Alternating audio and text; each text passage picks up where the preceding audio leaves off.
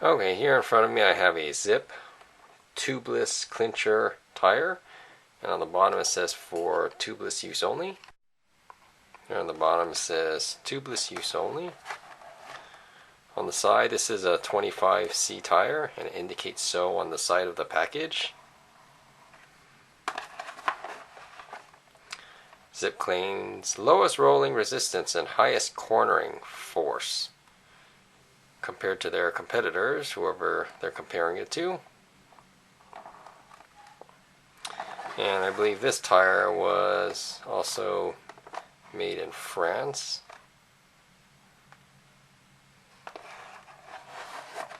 It does say that it does not require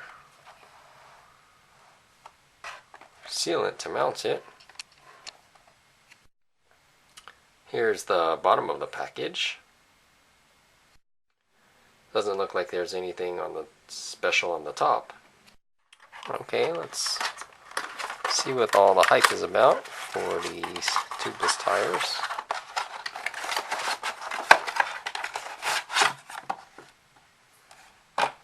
And doesn't look like any instructions here, just the tires themselves, and they do feel like they're pretty thin, but I guess that's a good thing. Let's get them on the scale, see how they compare to their competitors. Looks like this 25C tire comes in at 291.6 grams. Alright, I flipped it upside down just in case the top part was hanging off, but it's about the same weight, 291.5 during this weight.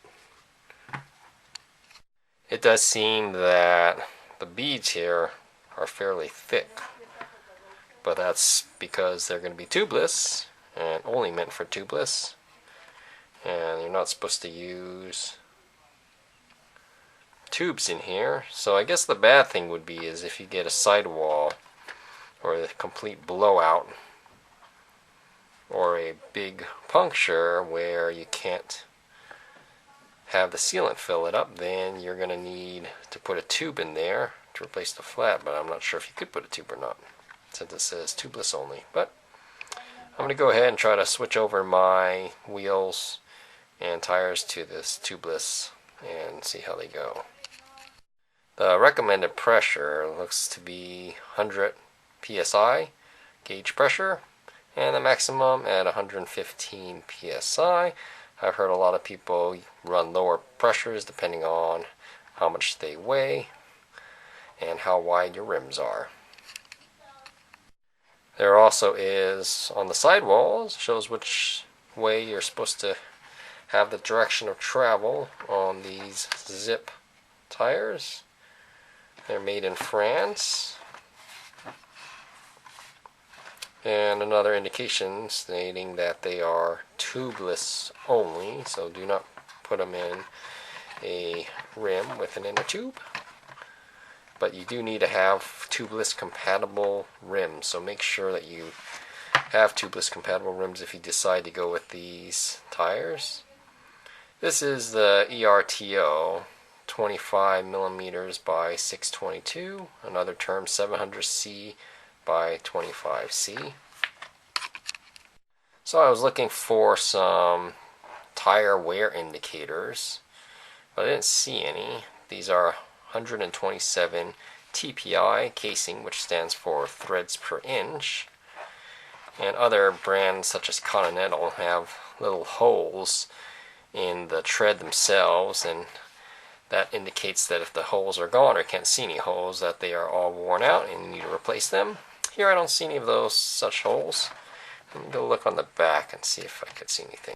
This is the inside of the casing. What I'm looking for are actually the threads, but I guess it's in here. You can't see 127 threads this way and 127 threads that way for how many there would be holding this tire together, because it says 127 threads per inch. It's all internal.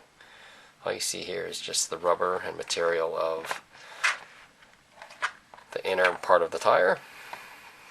The tread looks okay. It doesn't look like it could shed water perfectly, but I don't think you're meant to be going through rainstorms with this tire. But who knows, maybe the design works real well and it works real good in the wet. But I'm not planning on riding too much in the wet after mounting these tires. Well, that's it for the Zipp 700 by 25 millimeter tires. Just get the tire and the box. And I guess this is about the same weight as a competitor's 25 millimeter tire with an inner tube.